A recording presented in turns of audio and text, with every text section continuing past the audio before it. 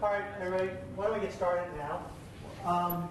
Today's speaker is Tara Estlin, and she has been a senior member of the Artificial Intelligence Group at the Jet Propulsion Lab for the last, I guess, 10 years? Has it been? A little over 10 years, yes. Okay, a little bit longer than that. She's worked on automating spacecraft, in particular on focusing on helping scientific experiments, enabling those missions through, as you might have heard, a small little mission called MER, the Mars Exploration Rovers, Spirit and Opportunity. And one of her part-time jobs is to actually issue the driving commands to those planetary rovers. So I'm sure we've all heard about these rovers, and this is kind of an exciting idea. So today I think she's going to talk about AEGIS, which is a system or a project that's focusing on doing automated targeting for data collection on board these rovers and other planetary exploratory vehicles. So without further ado, let's start. Thank you very much. Can everyone hear me? Is the microphone? That's just for the video. Oh, it's just for the video. Okay, no wonder. So hi everyone. Thank you very much for having me. Today I'm going to talk a little bit about some software called AEGIS, which we just put up on the Mars Exploration Rovers and started using this year. So let me give you a little motivation first for why we did this. So I'm sure everyone here knows of plenty of good reasons why we want autonomy on future spacecraft. One of the best reasons, or most compelling reason these days, is kind of the longevity and the great distance the Mars Exploration Rovers have driven. So I've been lucky enough myself to be part of the operations team. I'm one of the rover drivers on the mission, and it's just been a fantastic experience watching these rovers go over all of this terrain. The rovers Spirit and Opportunity launched in 2003, landed in 2004, and the mission is still going, so now over 6 years later. Opportunity is fully operational. We drive almost every day. Spirit is right now in hibernation. We just came out of Martian winter, and Spirit's in a more difficult part of the planet to get good power. We get our power through our solar panels, so Spirit is in hibernation, but we're expecting her to come out of hibernation sometime in the next 3 to 4 months, so we expect to have 2 fully working rovers again. And both of these rovers have just traveled great distances at this point. Spirit traveled 4 kilometers in her first year of operation. Combined, both rovers have traveled over 30 kilometers. Opportunities now I think we're actually up to 23. That number is just a little bit old. And driving hundreds of meters a day is now very much a reality. For Opportunity, we'll often drive over 100 meters a day. We're trying to reach someplace very far away, and we're really driving as far as we can each day. And to give you a little perspective on how this has changed in the missions, the original Mars rover, the Sojourner rover that went up on Mars Pathfinder, traveled no more than 100 meters total, never went more than 12 meters away from the lander. So we're talking about going order of magnitude greater distance with each rover. Now, as you're traveling this distance, though, comes some challenges. And one challenge is to try and realize all of the interesting science that you can. The rovers are going over a lot of new terrain. It's very difficult for us to always realize the interesting science. Rovers have instruments that are capable of collecting much more data than we ever can get down to Earth. We have very high data rate instruments, and that's just going to be increasing on future mission. But our communications bandwidth, getting images down from space, is very, very limited. And best case, you get into a new area, and you get a few images down of that area. Median case, it takes maybe days to get those images down, or possibly weeks, depending on how data logged we are. Worst case, we have to delete the data on board, and we have to do that all the time with engineering data. So when you're talking about the data that you're gathering when the rover's driving over these long traverses to do navigation, sometimes we never see that on the ground. So who knows what we may be missing. And you don't always know where or when you're going to find the interesting science. We can't always predict where it's going to be. Some of the most important science discoveries we've made when we least expect it. So it's very difficult to always capitalize on finding the interesting science and finding these opportunities.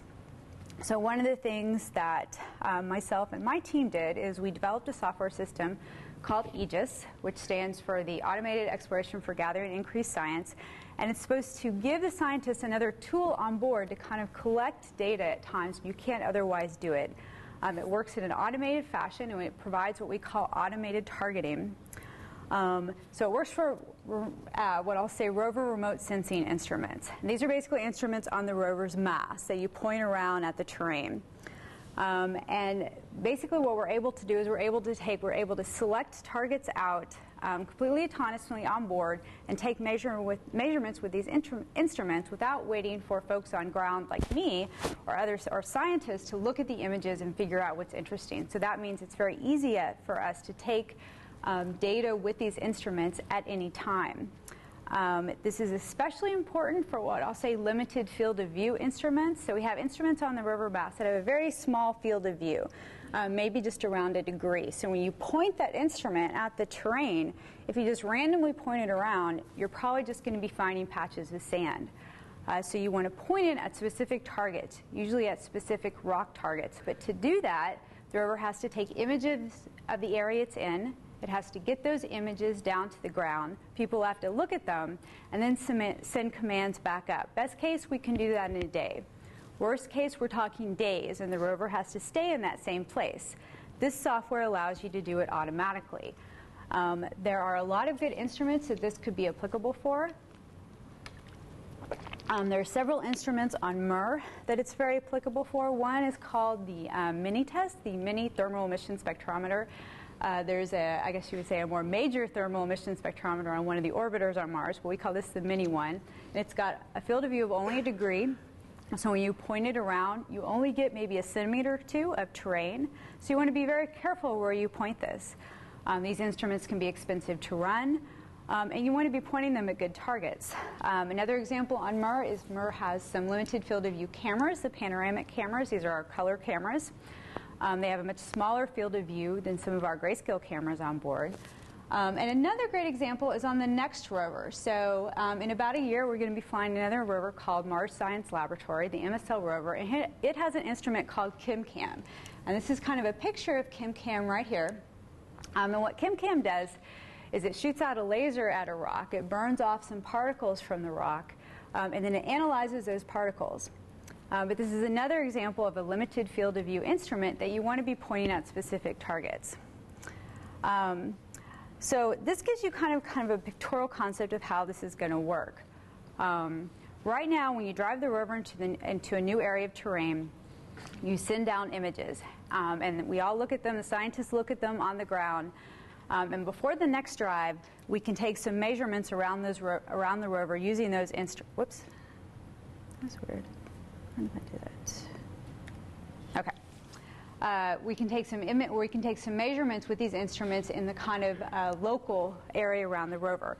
But in the middle of long drives or immediately at the end of long drives, this is very difficult to do unless you're doing it autonomously. So AEGIS basically lets us now, anytime during the drive, we can take data with these instruments of interesting targets and immediately at the end of the drive. And you might say, well, I see the middle of the drive, but at the end of the drive, why can't you just wait till the next day when you have the data down? Well, there are several reasons. One, you make it just a little bit of the data down, and you can't see everything around the rover. Two, we often have a lot of time, or we have extra time at the end of the day. We're very conservative in the way we drive the rover. We tend to overestimate how long it's going to take to get someplace, so we very often get there early. And we have extra time we can use. The rover's just kind of sitting there waiting for ground to tell it more what to do. So it would be great to add some autonomy in that. And last, a lot of instruments are temperature sensitive, and the time you want to take data is at the end of the day when it's the warmest. So this also gives us an opportunity to do that. The way AEGIS works, and I'll give a little more information, is it analyzes a wide-angle field of view image, which is called an image from a navigation camera. This is a 45-degree field of view image. And it looks for interesting targets in that image. These typically correspond to rocks in the environment, and the scientists can tell us what type of rock they're interested in seeing. And we look for that type of rock. And if we find a type of rock in that category, Then we schedule another more high-resolution, very high-quality measurement with one of these limited field of view instruments. On MER, we're taking the panoramic camera. It's a high-resolution 13-color filter camera. So we can take some great zoomed-in images with this camera. We would have loved to use the Mini-TES spectrometer, which I mentioned before. Unfortunately, Mini-TES kind of died a few years ago. It's no longer working properly. We don't think it's going to come back, though we do turn it on periodically just to see. So I don't think we're going to be using Mini-TES anymore. But luckily, we still have the PanCam, so we're kind of showcasing the software on that. And one of the big challenges, which I'll be mentioning, is we had to work in the MER flight environment. So you think about all the software you develop and you get it running on your 2 gigahertz desktop processor and how quickly it runs. This is kind of a whole new world. Machines that we fly on spacecraft have to be radiation hardened so they can work in a high radiation environment. And so they are usually very much behind what would you see in a current computer. For MER, it's a 20 megahertz rad 6000. This is order of magnitude slower than what you might see on your desk. It only has 128 megabytes of RAM, 256 megabytes to store science data, which is not a lot of room. And since we came in a little bit late in the game, there's a lot of other software that has to run. We were given 4 megabytes to work with on the memory. So that was a little interesting. We did make it work, as you'll see. But keep in mind that we had to do this under a lot of limitations. But we did get AEGIS working. We uploaded it last December, and we've been using it most of this year, and I'll show you guys some results. So here's a little more information about how it works. So either at the end or in the middle of the drive, the rover will basically take a navigation camera image. It'll give it a wide angle view of some of the terrain in the area. We then detect targets in that image. Targets generally correspond to rocks, so we'll pull out a series of rocks. And then we'll try to further characterize those rocks. And we use properties that scientists have told us are important. So we might want to know how large those rocks are, what the general shape is, what their general darkness or lightness is. And using that information, then we look for a top candidate. So for each run, the scientists who are on shift that day can tell us, these are the type of rocks I'm interested in the area. Maybe they're looking for large, rounded rocks. Maybe they're looking for light color, angular rocks. They can give us a combination of these features, and we'll score the rocks if we have a top candidate. Then we'll take another measurement of that. We'll pick a point on it. We'll repoint the color PanCams, and we'll take this high-quality 13-filter PanCam image, nice zoomed in of the target. Next few slides kind of give you a little more information about each of the steps we do. The first thing we do after we take a navcam is we try to pull out any potential targets. What our target detector does is it's really looking for rocks. It's called Rockster. And it's looking for enclosed edges, so edges around an object that it could fully enclose. This typically corresponds to rocks, but it could correspond to other features in the sand, maybe to small craters. But we're generally talking about rocks. And this kind of shows the process on this little swath of the image, so it does run on the whole image. So the first thing we want to do is we want to look for edges in the image. We start out by using some fairly standard edge detection techniques. If you're familiar with edge detection, we use something similar to a canny edge detection technique, where we're looking for changes in intensity. We're looking for an intensity gradient. And so we find kind of a set of individual edges along that image. However, these edges are not very smooth. There are a lot of problems with them. There could be gaps in the edges. There could be spurious edges, little bits of the edges running off. It often finds texture in the rock, so it adds some extra edges inside the rock. And we want to separate these out to individual rocks. So we do a bunch of morphology operations where we're smoothing out gaps, getting rid of spurious edges, overall making the contour much more smooth. We then flood fill the background. And what's left are basically our individual rocks. So then we know where each of the rocks are located. And we also take the contour of each rock around the edge so we have an idea of its shape. There are a couple other things that we can do when we're processing an image. You often have the rover body in the image, and if the rock finder, if Rockster sees the solar panel, it definitely will pick out rocks on the solar panel. So we obviously mask out the solar panel in any part of the rover that it might see. We can also crop out other parts of the image. Maybe if you don't want to look for rocks very far away, you could crop out the top part, or you could subframe the middle. We can also do filtering, where you could say things like, well, I'm only really interested in rocks over a certain size. The Rockster algorithm will look for rocks of all sizes, and there can be a lot of very teeny tiny rocks in the environment, and often we rule out the really small ones because they just don't make good science targets. So after we picked out all the rocks, then we want to pick out different property information on those rocks. And we've worked with scientists for a number of years, different Mars geologists, to determine what properties would be the best ones to pick out. In this particular case, we need to know, okay, what are good ones to pick out, but what are ones that we can pick out efficiently as well, because we need to do this on a very limited processor. And so basically the ones we came up with, the first one is just the albedo, which is the general reflectance of the rock. I'm working with grayscale images, so we can just look at how light or how dark the rock is in this case. We can't really look at its color. But even light or dark gives a lot of information. We gather different things like the mean and the variance of the albedo. And one thing that we would have loved to gather is texture, to pick out whether a rock is more textured or more smooth. That's very computationally intensive, so we couldn't use the texture algorithm that we had. But we can use albedo, we can use variance and skew and kurtosis to kind of give us an idea if the rock is more textured or not. We have several ways we pick out size. And then we also look for several types of shape. A shape can be very indicative of the rock's history. So as you can imagine, a more rounded rock might be a sign of past water. A more angular rock might be a sign of past volcanic activity. So we pick out several things on shape. We look how rounded, how well we can fit an ellipse to it. We look at how angular it is. And we also look at how eccentric or how stretched out it is. A lot of rocks we can recognize because they're more elongated. So now we have rocks picked out.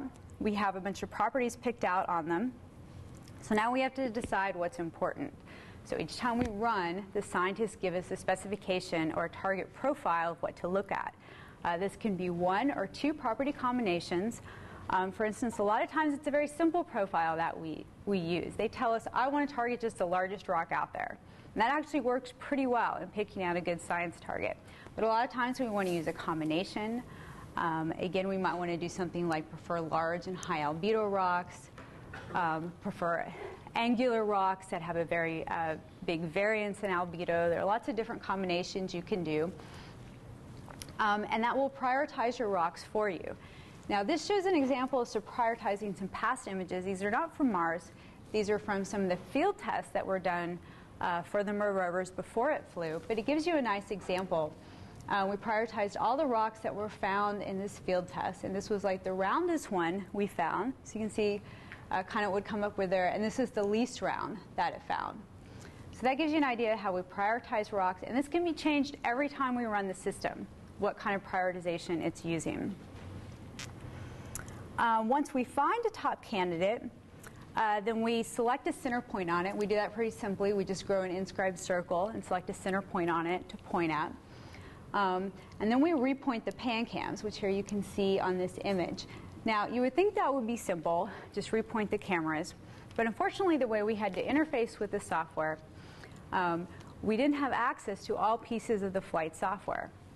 And so we couldn't directly point the pan-cams. So what we had to do is we had to use kind of a backdoor approach. And what we could interface with was some visual target tracking software that could track targets. And we were able to interface with that and enable it to point the pan-cam, and we take our nice, good image. Next few slides are kind of on some of the different testing that we had to do to get this flown. So for a number of years, we did testing with the research rovers in the JPL Mars Yard. This is a picture of the FIDO rover. We have about 4 research rovers at JPL that we consider MER-class rovers. They are similar in size and functionality to MER rovers. They are not exact duplicates, but they are very close. And we did a lot of field testing, or a lot of testing with FIDO. We went out to the Mars yard. We did different arrangement of rocks, a whole bunch of different configurations, looked for different prioritization combinations. And this was really important for getting us flown. This example shows just a very early test where we were looking for rocks in the Mars yard with FIDO, and we found a rock that we zoomed in and take a more zoomed in image with the FIDO PanCam, which is actually black and white. Next step for testing was to move on to some of the MER flight test beds. We did a lot of testing with the MER AVSim test bed, which is basically their avionics simulator. It doesn't have the actual robot hardware, but it has the exact same flight processor and all the software. Not only is MER a limited processor, but it also uses the VxWorks real-time operating system, which imposes its own constraints. So we did a lot of testing, making sure we could operate in that environment. Did the standard put together a regression image test set of a lot of images that we could run on to make sure everything was working properly. And then the final set of testing was on actually a MER replica. So at MER we have a flight test bed which is close to an exact replica of the Spirit and Opportunity rovers. It's called the Surface System Test Bed, and this is an image of it right here. And it has a few differences from the rovers on Mars, but not many. So one of the main differences is that it doesn't have solar panels on the rover for power. Instead, we just hook in a power cable because we're not running this outside. So the differences are more along that line. So we spent a lot of time testing on the SSTB, making sure we could operate it properly. And a lot of these tests are geared towards not only is the software working correctly, but to make sure it doesn't do anything bad. We're talking about a rover on Mars. You don't want it to interact with the rest of the flight software badly. You don't want it to reboot the rover or make it or put it in a bad state. So a lot of the tests were just to make sure that everything was safe. Okay, now let me get into a few results. The first results are just from that MER test bed. So we were in one of the MER testing facilities, and we're running the SSTB, and we set out some different configurations of rocks. And this is the analysis of a NavCam after the drive. This is just the rover that you see here, and then you see the different rocks we laid out. And the boxes show our top 10 targets. We can only get so much data down from the rover. We cannot get data down on all the rocks we found. Instead, it tells us what the top 10 rocks were. It may have found other rocks, but we only find out about the top 10. In this particular example, we told it to look for rocks of high albedo, so very high reflectance or lightly colored. And so these are its top 10 targets, and its top target is shown in yellow, so you can see it very nicely found the lightest rock out there. So we were pretty happy with that result.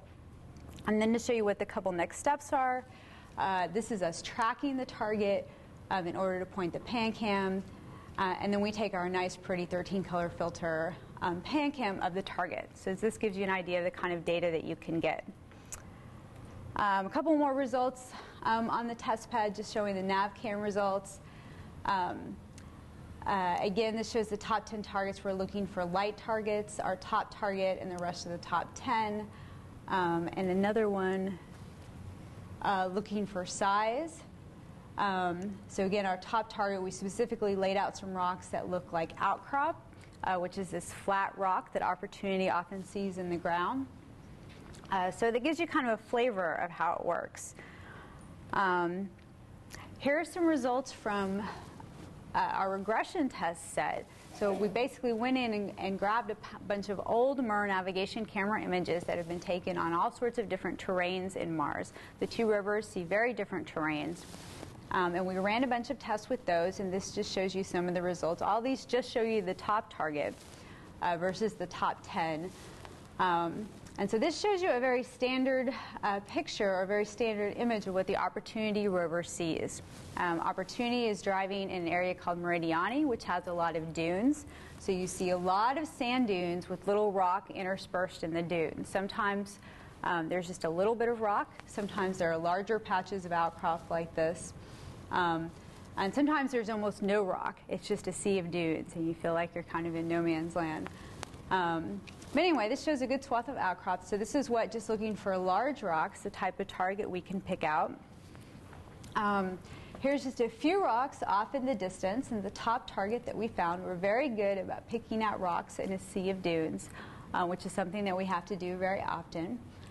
This particular image also shows you how we are not correcting for shadowing. We were not able to do that, so the outside shape analysis can get a little confused with the shadow.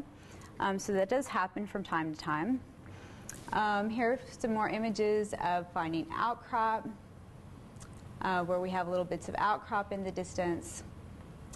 Even if we've had just a few little specks of rock, often it can pick one of those up. These next few images are from terrain that the Spirit rover typically sees. Again, they see very different terrain. The Spirit rover sees a lot of more rockier terrain.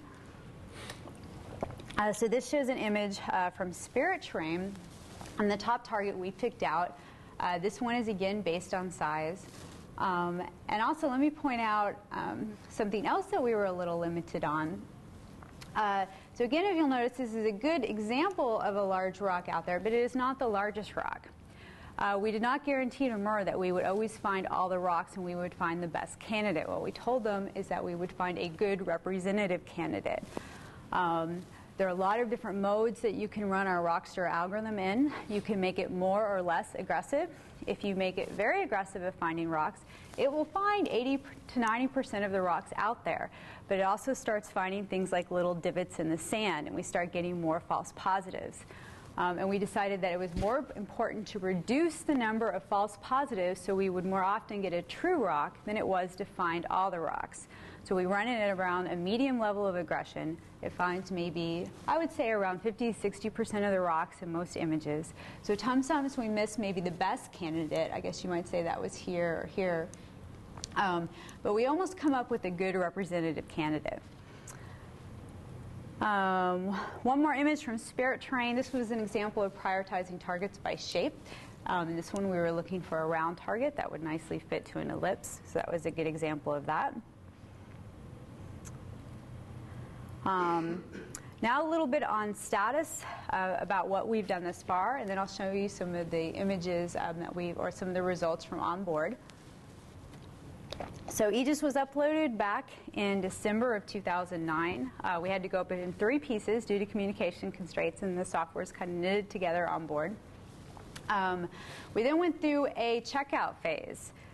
When you put any new technology up on a spacecraft, you go out through a series of checkout steps where you exercise it more and more. First you do maybe just the first step in the process, and then you do the first few steps. So this took us a little bit. We went through a couple months of that, but the checkout worked great.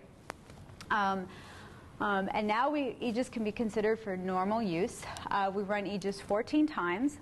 The scientists have been very, very supportive of this. We kind of thought we would put this up there. It's a new technology. They don't really know how to use it, and that we'd have to prod them a little to get them to use it. But they have requested all the runs. They typically consider us probably for a run every, I would say about every 2 weeks. The MER PI, Steve Squires, basically requested that AEGIS should be considered every multi-sol plan. That means every time you're planning several days at once. And the nice thing about that is that if you're planning several days at once, and if you're driving on the first day, you have a couple days where we have no images on the ground. We can't take any target or remote sensing, so AEGIS gives them a capability to do that. We also just came out of Martian winter, where our power has been very, very low, and that's definitely limited the number of times that we can run.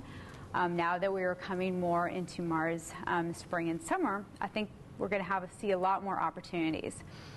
Now, speaking of opportunities, the MER Opportunity rover is actually in the middle of this very long trek, which we think is a great time to run AEGIS. So a couple years ago, we explored this crater up here, Victoria. If you remember, the rover went down into a crater. It's been about a year there. We weren't really sure if we could get it out, but we did get it out. That was Victoria. And we decided after Victoria that we would go to this much larger crater called Endeavour. We knew this was going to be a multi-year trek, so we're trying to drive as fast as we possibly can. This kind of shows where we are. This image is a little old. We're actually more kind of right around here. We're about halfway. It's been 2 years, so we have a little bit of driving to go. But since we're emphasizing all these long drives, there's not a lot of time to stop and take more science measurements. So it's a great time to have an automated targeting capability on board. Okay, now let me show you a few results from running on board. So this is one of our checkout results. It was actually the first time we ran the whole system. And for this run, Opportunity, you can see a little bit of the rover right here, was near this crater called Inception, and we had a lot of ejecta scattered around. You can kind of see it in this image. So we wanted to pick out a really good piece of ejecta, so we told it to look for larger, darker rocks. And here you can see the top 10 rocks picked, and I think I have a zoomed in version of that. And we were really happy with this result. As you can see, well, these markers show the top 10 targets, and every target was a nice piece of ejecta. We zeroed in on one of the larger dark rocks out there. That was our top target. So we were very happy with that first result. And here's kind of what you can see for the final PanCams. This is both a true color and a false color PanCam image, which you can create from the different filters. So you get that nice zoomed in high quality image. Okay, a few more results. We've had a number of runs that look like this one. A lot of what Opportunity sees is a little bit of outcrop out in the dunes. The scientists do like to take measurement of this outcrop. They like to see how it changes as we're driving to this new crater. So this is us looking for outcrop. You can see our top 10 targets. We found all pieces of outcrop. And then this was our top pieces. This is the largest piece of outcrop that it found. So we've been really happy with its ability to find outcrop. We've also been in areas where we have a lot of outcrop around us, and the scientists want to do things like, I want to look for the lightest piece of outcrop. So this is one of those runs, top 10 targets that it found. And again, this is all ordered in or prioritized by target lightness. So this was the lightest or the brightest piece of outcrop found, which is a little hard to distinguish with the human eye, but is the lightest piece that it found. This is one of the runs where we looked for dark targets. Since we saw that crater, we haven't seen a lot of dark targets out there. But we do look for them periodically. Every once in a while, Opportunity will see a meteorite. The scientists like to stop at, and the meteorite is often a dark, larger rock, so sometimes we do look for that profile. We didn't have a meteorite in this view, so there wasn't much dark out there, so you can see the different rocks it picked out. It definitely found a number of rocks, but they're usually outcrop. And its darkest target was right here, which was sort of hard to see what it was spying. But it ended up being this dark patch of sand. You could see it much better in the PanCam. It kind of zeroed in on this. And this was kind of cool for a couple reasons. One, dark patches, this dark patch like that was interesting. Worst case, it's shadowing from the rock, but the scientists kind of like that because shadowing will only be caused by the higher pieces of outcrop, and they did want to zero in on those. But better case, it's kind of a dark patch of soil or gravel, which they find very interesting on Mars. So this didn't end up being a bad thing to find at all. And then the last example that I wanted to show you was this one, where there really just wasn't much out there at all. We've had several runs like this where there really are good no targets to be found, and that's what the system returns. And we're actually really happy with this. We don't want it taking extra data if there's nothing good to take extra data about. So this is an example of kind of what Opportunity sees, where there's almost nothing out here in the distance. There is this one tiny little rock right here. This was probably too small for our size filter. We probably filtered that out as too small of a target. We can change that, but I think this was a very good result, and we'll probably leave that as is. This is just a table.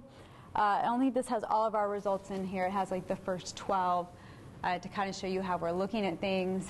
Most of the profiles we run have been using size or reflectance, but we are going to start using shape within the next couple weeks.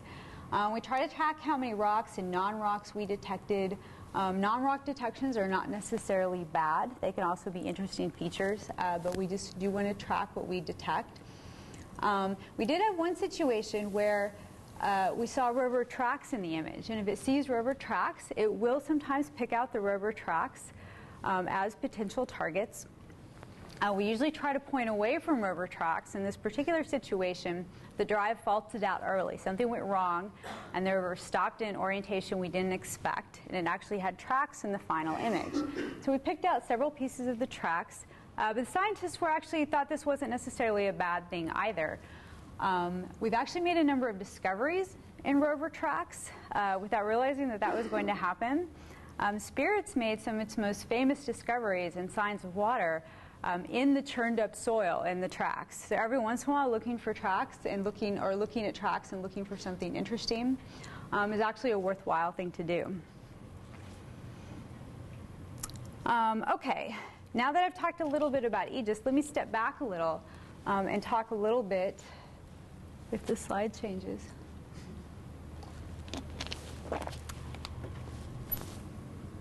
Hello. Uh-oh.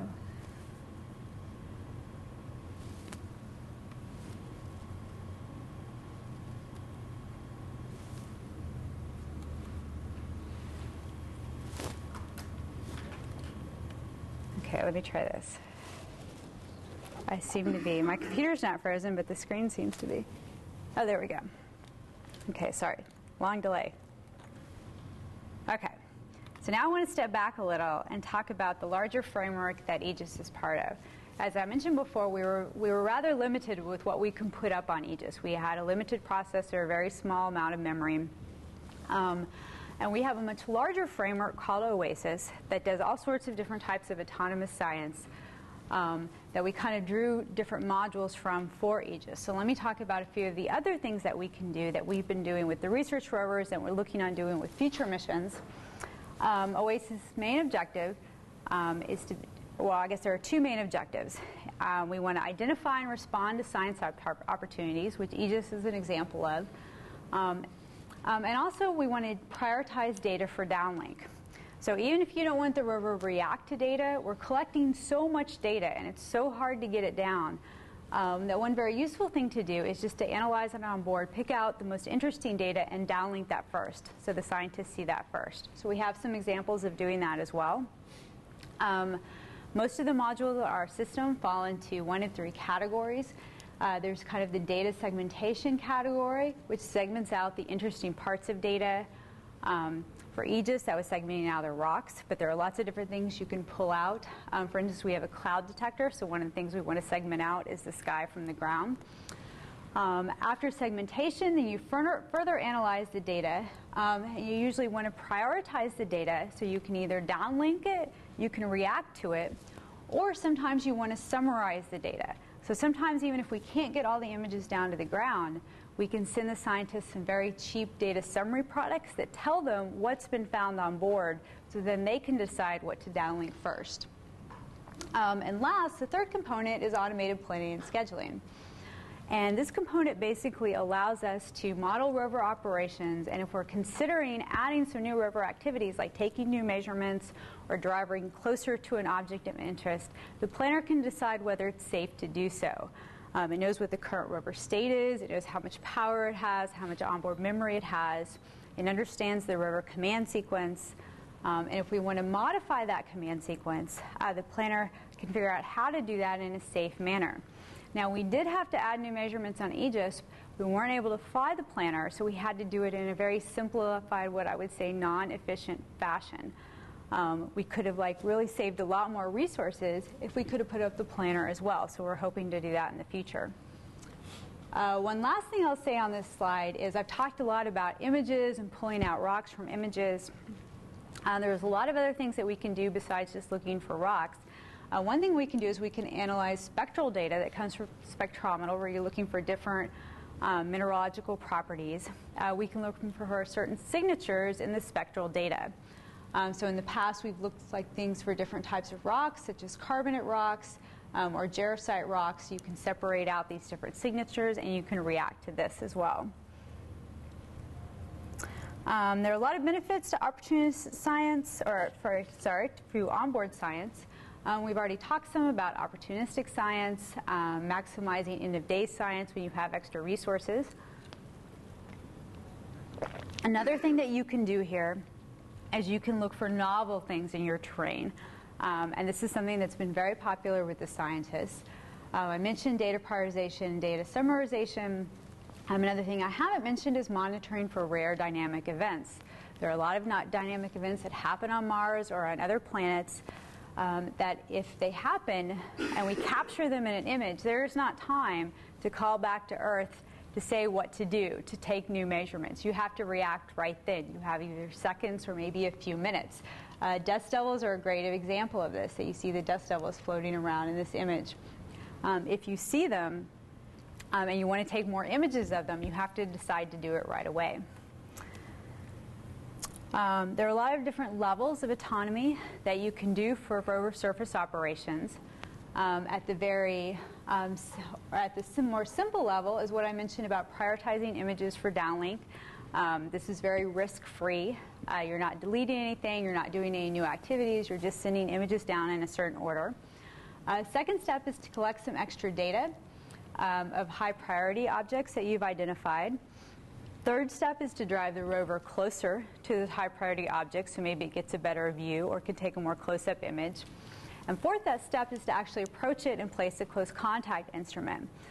These are all things that we like to see Mars missions to do. Thus far, we've only really done 1 and 2, but we are definitely hoping for 3 and 4 in the near future. I mentioned novelty, looking for novel objects in the terrain. A lot of times when we've talked to scientists and showed them results and asked, well, what would you like to find? They will say, I want to find the most different rock out there that you've seen over the last hundreds of meters. This is a very popular thing. So looking for novel things in the environment is something that we've definitely put some time into. So we have a novelty detector that can look at, you can seed it with rocks over hundreds of meters. And then you can look for novel rocks in terms of different properties. You can look for rocks that are novel in their shape. You can look for rocks that are novel in their albedo or in their color. This is actually what one of those Mars meteorites look like. This particular meteorite, we got a little lucky. We were on a long drive, but we happened to stop right by it. So we got a very good view of it. But it would have been very easy just to pass it by.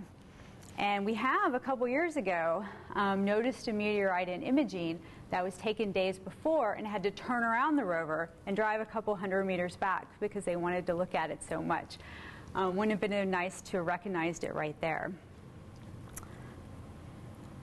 I'll say a little bit about automated planning and scheduling.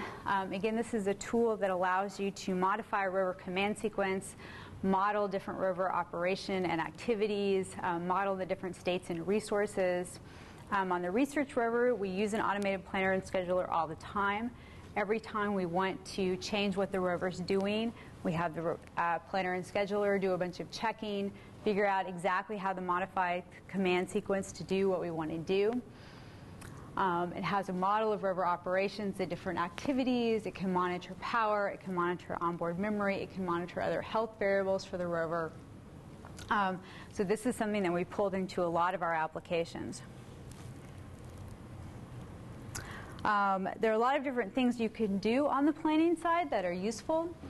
We've talked some, or I've mentioned some about opportunistic science. If you find a new opportunity, you want to take some new measurements, but maybe you don't know how much time you have to do that, what else the rover has to do that day. So that's one thing the planner can help with. But there are other types of plan optimization you can do. We have a lot of situations where we've planned overly conservative. We have extra resources. Sometimes the scientists on the ground just had a bunch of things they want to do during the day, and we don't think there's going to be time. The planner could reason about, if extra resources came up, adding those back in. And of course, there's replanning of problems. When things go wrong, the rover has some very limited fault response on board, but most of the time if something goes wrong, a sensor goes off, we just stop the rover and safe it and wait for the ground to look at what happened. It would be really nice to have some software on board that could more react to that. Okay, we've tested this software on all kinds of different platforms. This is a picture of one of the JPL Mars yards where we could lay out different rocks. We've had several MER class platforms we've looked at, Rocky 8 and Fido. We also, about 5 years ago, did a lot of testing on Rocky 7, which is closer to the original Sojourner rover. And we also have a high-fidelity simulation tool that we use.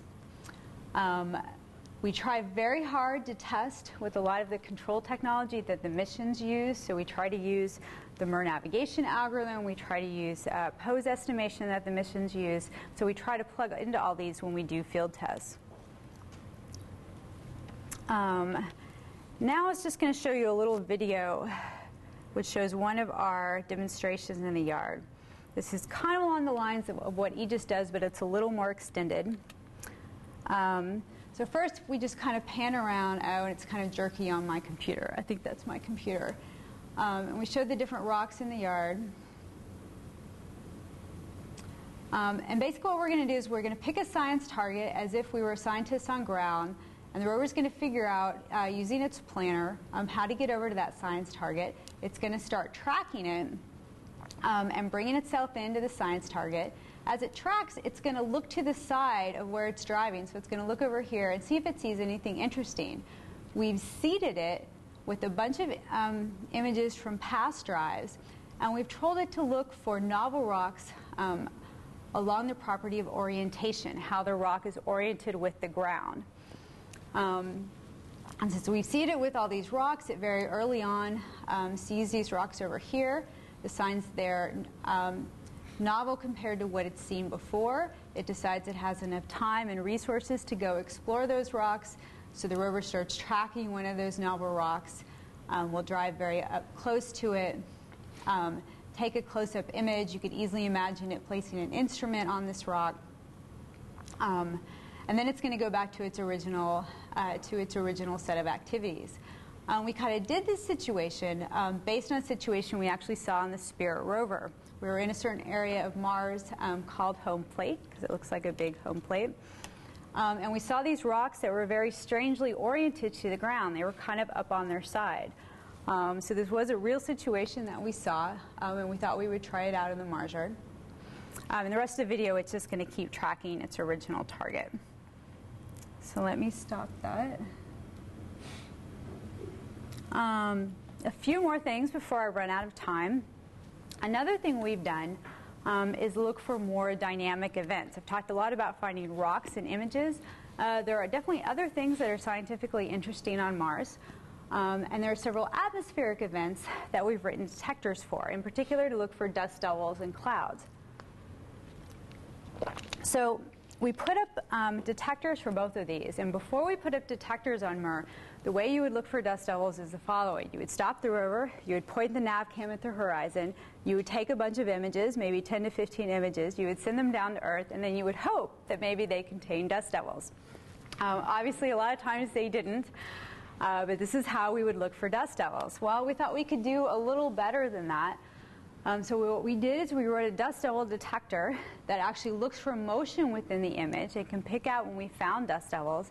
And so now what you can do is you can do these dust devil campaigns where you take a bunch of images, but you look at them first, you analyze them, and you see which ones contain dust devils. And you only downlink the ones that have dust devils. So this saves on that downlink communications bandwidth. We don't have to send all the images down. And we could actually take a lot more images and then kind of go through them and analyze them and just pick out the ones we want. So we can get a lot more images down to the ground that actually have dust devils in them. And this just shows the little boxes are where it's picked up dust devils. So most of the time you can see the dust devil. Sometimes it's very hard with the human eye to actually see the dust devil if you're not stretching the image in different ways. But this one's pretty clear. So that kind of shows how the dust devil detector works. We also did the same thing for clouds. Clouds do occur on Mars, but they're not very common. So we also do cloud campaigns where we point the nav cam up at the sky and try to look for clouds. So we were also able to put together a cloud detector. So this kind of shows where different clouds were detected in the image. And this slide also shows a good example of the different type of data products we can send down. So if there's plenty of bandwidth, we can send down the original image and where the clouds are detected. If we're really tight on communication bandwidth, we could send down really cheap summary products that just show in the sky where the clouds were detected. Or if we're in between, we can crop the image just around the cloud or the dust devil and send that piece down. So there's a lot of different things you can do there. One last project I want to mention along this line is coordinating multiple spacecraft in autonomous science. So I've talked a lot about coordinating a single rover on Mars, and hopefully one day on other planets we're going to have multiple craft around the planet. So Mars has a number of orbiters, it has a number of surface rovers and landers. We've also talked about sending other aerial, more low to the surface gliders and aerobots. So we have a number of different spacecraft platforms, and there may be certain events that happen that you want all of those spacecraft to observe. But they may be short-lived enough that you can't do that through ground. You can't do that through operators on Earth. There's just not enough time. Dust devils are a great example. You can observe them from the ground, and you can see them from up above. You can see the tracks that they make. But if you want to do that simultaneously, those two craft are going to have to recognize the event and communicate. And so this is what we're looking at with this software. There's actually a new set of communication software being developed at NASA to communicate between spacecraft platforms, and we've plugged into that. And we're looking at a number of different scenarios where we have dynamic events. There are dust devils. There's something called dark slope streaks, where we get these random little dark streaks on Mars. And no one really knows why. These two images were about 2 years apart. And it's a little hard to see, but the second one where the little arrows are has all these new little dark slope streaks. And they don't really know why they're created. They would like to observe them as soon as possible after creation. Other things like craters, polar volatiles, and another planet or planetary body where we think we're going to have a lot of craft one day is Titan. This is one of the Saturn moons. It's thought to be the closest to an Earth-like planetary body that we have in the solar system. So we've talked about sending rovers, aerobots. We're going to send an orbiter. And Titan has a lot of dynamic events on its own. It has what's known as cryovolcanoes. It has geysers, changes in tides. So these are all things that you might want multiple spacecraft to observe. This gives you an idea of how this might work. So for instance, a rover could see a dust devil, let an orbiter know. This shows with the orbiter an orbital view of a dust devil, and it could take things on its next overflight. You can also go the other way. You can have the orbiter detect this change happening and tell a surface lander or rover in the area to investigate, to take some images in the direction of where the dust devil is. I'm not going to go into this. We actually did a little demonstration in the Mars yard where we couldn't create dust devils, but we could create motion. So we would have a little HERV go out and drive in circles, and we could trigger our dust devil detector in different ways and have different spacecraft observe it. I'm running out of time, so I don't have a lot of time to mention all the great related work in autonomous science. There's a lot of great work, several pieces of which are flying, several pieces which are used on the ground for missions, and then a lot of great research, including a lot of work done here at CMU that we would love to see flown one day. So there are many directions to go with this work, and we're hoping that the missions are going to adopt more and more of this software. And I'll end on just a few of what I would say are the main challenges about getting software flown on a space mission. The biggest thing is easily mission acceptance and trust in the capability. Autonomy capabilities often are a completely different way of operating a mission. They're very different from how they've operated in the past.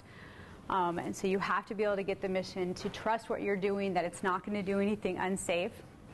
One way to do that is to demonstrate your technology on rover hardware in a realistic environment. We spent a lot of years doing that.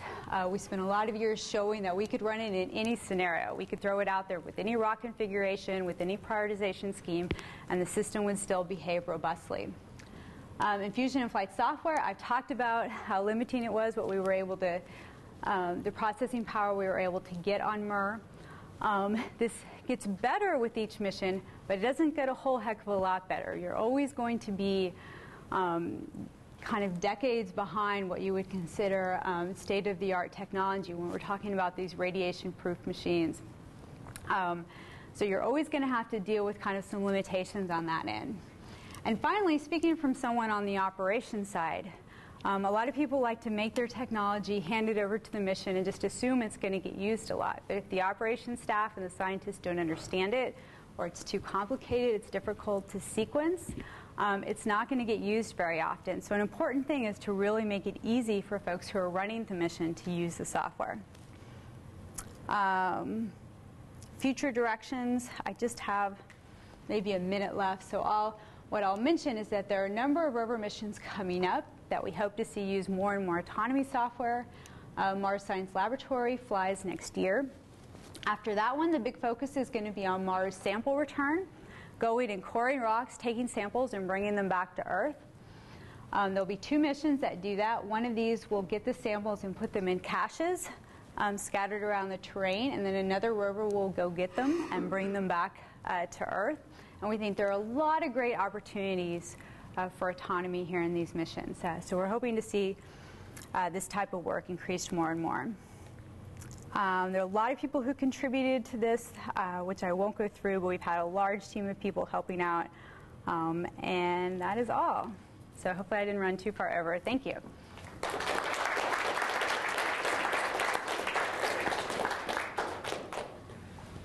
So are there any questions?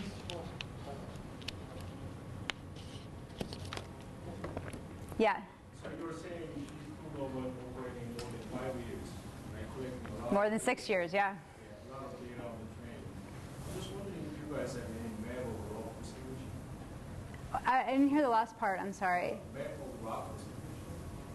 Oh, yes. Yes. We definitely look for different types of rock distributions. So do you have sort of a map? So where you find this kind of rock? Yes, we have created maps before, and some of the data products that you can send back down to Earth. It can be a little complicated to create a really nice perfect map because the rovers have so much localization error. We have a lot of slip. We have some good pose estimation and localization software that we can run on board, but it's so time intensive, we don't run it very often. So even though you commanded a 10-meter drive, it may have only gone 9 meters with slip. So sometimes it's very hard to automatically match up these different images. But we do have work in that way. And one thing we've looked at is you collect a huge number of rocks. There are different distributions that you can identify, but you can't get all those images down, is creating kind of a map on board and sending that down to scientists to show them kind of what exists in the area so they can plan using that. So what I want to know is if you have that kind of map, you're sort of expecting what you want to see in that direction of this video. So are you guys planning to use those kind of information to improving your related target? For our own projects, and also I think some of the projects here, the Life in the Atacama project here at CMU definitely would use that information to affect the rover's path. And kind of as you see more interesting things, you drive the rover in that direction. We're not quite there with missions on Mars where we can actually affect the rover's path. We're starting to make inroads to that. I think eventually we will be able to respond by driving the rover closer to objects. The missions are being more and more open to that. So thus far we've done things like that. It's only been in the research world. But we hope to see that used much more on missions. And in fact, the European Space Agency ExoMars mission, which will be flying in 2018, they are talking about doing that as well. So that's another opportunity, I think, to see that type of software more used. Yeah? So it sounds like one of the big issues that you guys have is localization, but rock distributions are probably pretty unique signatures for location. And if you have one rock that's in view multiple times, you track it. Have you ever looked at using it for localization? There definitely has been work in localization and using different rocks as landmarks. I don't think that wasn't pursued on MER or MSL. Our standard technique is we have visual odometry where, well, actually, let me take that back. I should separate these into 2 categories. There's using particular rocks as landmarks, and there has been work there. But our standard pose estimator called visual odometry also uses rocks, and it'll decide a certain number of rocks that it'll track between images. So we do that at a standard fashion on board. In fact, that's kind of one of our best pose estimation techniques, is to track like a bunch of rocks or a bunch of features in the terrain and see how it moved between images. But you can't move the rover very much when you do that for the tracking software to actually find those images or find those features between images. The most we can do is take a 50-centimeter step and take another image, and it takes a lot of time to process each of these images. So if we could do that every step, we would know almost exactly where we were. I mean, there's a little bit of error, but it's less than a centimeter. That would be great. Fortunately, right now, we just don't have the processing power to do that. The issue is sort of the range that you can see the rocks. Sort of like the resolution on your rocks. So if you had like that's true. I mean, resolution camera, for instance. and MSL is definitely going to fly some more high-resolution cameras, so they may be able to go farther with that. That'll be nice to see. Any other questions? Yeah. Curious what your perspective is on what's holding back this autonomy. So you had the 4 steps, you say we're at 1 and 2. From your point of view, why not? Why aren't we at 3 or 4? Well, there are several reasons for that. One, I would say a lot of mission managers, it's kind of like the attitude, if it ain't broke, why fix it? They want to follow what the last mission did. They want to do something similar. They're trying to go farther and do more, but they don't want to use a completely different model. And a lot of times using the autonomy software kind of has the mission use a completely different model of operations. You're doing a lot more on board. You're trusting a lot more in the onboard software. So sometimes having people accept that you're going to do something that different can be very difficult. Another reason is I think we have to be, we've learned a lot over the past years, and I think, say, 10 years ago when we presented this, we would talk about, we're going to do all this autonomous science on Mars, the rover's going to figure out all this stuff. And the scientists weren't very happy with that. They definitely want control. They want to see all of the images, and I don't blame them at all. They can do it, much better than we can. So one thing we've learned through this process is that we're really providing a tool for the scientists. They are the customer, and it's the customer we need to be talking to, and we need to figure out how we can help them more. So I think as we figured that out, we're getting better and better about putting this on missions. But we kind of had to talk to them more, not just talk to the engineers on the mission to get it there. So there are a number of challenges there, but we've made some great headroads. We expect to see dust level detector, AEGIS, on the new MSL rover. And the sample return is where we're really getting into space where I think they'll want to see more autonomy. And one of the reasons is sample return is really time constrained. So there's a couple reasons. If you're launching rocks back to Earth, I guess the fuel for the launch vehicle degrades very quickly. So you only have so much time to collect these samples, get them on the launch vehicle, and get them back. You also have the problem that if the rover breaks down at all, wheel goes, something else goes, your whole mission is lost if you can't get these samples back. So now we're talking about they have a very short amount of time to do this, 6 months to 12 months. They're going to have more autonomy on board. They're not going to be able to do it in years of commanding from the ground. So situations like that are going to help us as well. So I have one quick question about, I don't know how quick it is actually. There seems to be, when we talk about moving in autonomy, I'll just give you an example. As we move to, I think 3 was sort of where you start switching to your paths based on your targets. You have a conflict between your sort of strategic goals and maybe a scientific goal that might be of interest. So you might say, go to this crater, be there by some period of time, and the other one is, we'll take this diversion, go over here and look at this, and they may be in conflict or they may challenge you. That seems to be a difficult hard problem. To try how to balance those things. In particular, when you're talking about the social conventions of the scientists, probably having their own agenda. So I was kind of curious. What kind of strategies would you use to try to attack those kinds of reconciliations? Well, in the short term, kind of the way that operation works right now works in our favor in a little bit, in that if you have enough extra time and resources just that day, you can make some minor modifications and still get to where you want to get at the end of the day.